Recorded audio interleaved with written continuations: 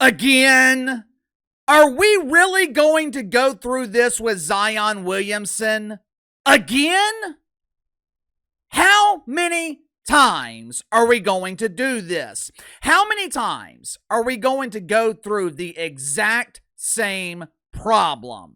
Zion Williamson is like the prepubescent late bloomer who didn't hit puberty until he was 17, 18 years old. He finally becomes a man. He finally lost his virginity years after all of his friends did. And ever since, Zion Williamson seems to be poking every available orifice. I'll be honest with you. I don't know much about these latest allegations against Zion, and neither does anyone else. On the surface, this appears to be a cash grab. On the surface, it does. Now, according to Zion's lawyer, they contacted the police several times several years ago, claiming that this woman was trying to extort him for money. If that is true, then Zion might have a case here. He might be in the clear. But even if Zion is innocent in the eyes of the courts, it doesn't matter. It is abundantly clear at this point Zion Williamson is guilty of having bad judgment. This dude was given too much too soon. He was not ready for the responsibility that comes along with being a professional athlete. He wasn't ready for the responsibility that comes along with having money. I know some people think that money magically erases all of your problems. And in some aspects, that's true. Money can make some things easier. But it also has a way of creating problems, especially if you're not mature enough to handle it.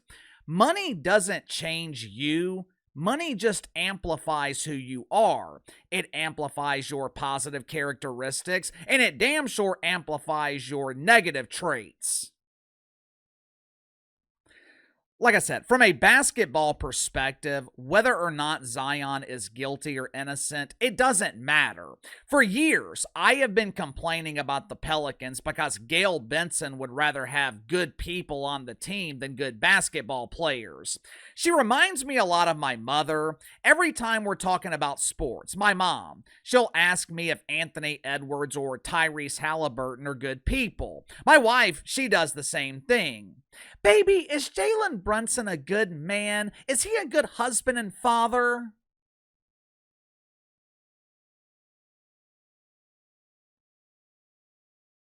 Who gives a shit? I don't give a damn if Zion Williamson is Father of the Year. The only thing I care about is Zion Williamson being the most valuable player of the year. But there comes a point when you can become more trouble than you're worth. Zion Williamson has definitely reached that point in New Orleans. Sizable portion of the fan base wants him traded. The Pelicans announced yesterday that every player on the roster is open to be traded. However, that does not mean Zion is going to be traded. Make sure to like and subscribe. You can follow me on Twitter at KC_BTL84. Link to the main channels in the description below. If you're the New Orleans Pelicans, more than likely, you are stuck with Zion Williamson. Several months ago, there were rumors that Zion could be traded. Now, this was back when David Griffin was still preaching messages of compassion and mindfulness, turning a fucking NBA franchise into the Brady Bunch. At the time, the potential return for Zion Williamson, it was something like a first-round draft pick. Not multiple first-round picks, a first-round pick. That is simply not enough of a return to trade a player of this caliber. It's nowhere near enough. I know Zion's barely on the court. His career's been a flaming ass fire. You could make the case that Zion Williamson is the biggest bust of this generation. But he's only 24 years old. Going to be 25 going into next season. You got him under contract for the next 2, maybe even 3 years. Based on his production when he's actually on the court, you've got Zion for cheap for the next couple of years. If you're the Pelicans, You are in too deep at this point. You have got to go down with the ship. And judging by the size of Zion most of the time, it probably won't take long for the ship to sink. If you were going to trade Zion, you should have traded him last offseason. You should have traded him after he played 70 games and scored 40 against the Lakers in the play-in tournament. That was the time to trade Zion. But as is always the case, the Pelicans sat around with their beak in their ass and waited too long to trade him. They did the exact same thing with Brandon Ingram. B.I. should have been traded after the 2022 playoff run. What playoff run? They lost in the first round. Yeah, in New Orleans, that's called a playoff run. And that is when B.I. should have been traded. Instead, they wait until he's got absolutely no value and they trade him to Toronto for pennies. They refused to trade Brandon Ingram because Brandon was part of the family.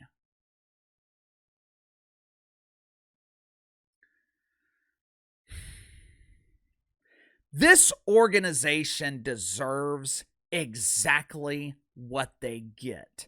This franchise is cheap. They cut corners. Gail Benson, she is one of the worst owners in sports, not just the NFL and NBA. Gail Benson is one of the worst owners in all of sports. To her, it's not about winning. The only thing she cares about is family and money. Now, even though they can't trade Zion theoretically, I wouldn't be surprised if they did. Hell, I would not be surprised if Zion was traded for a second-round pick. That is how incompetent this organization is. For Gail Benson, this is not about basketball. It's about optics. She doesn't want basketball players. I only want nice boys on my team. But if it is about basketball, you can't trade Zion. You got to hope he stays in shape through the summer, and you got to hope that he's mature enough to carry the team next season, be a leader on the team.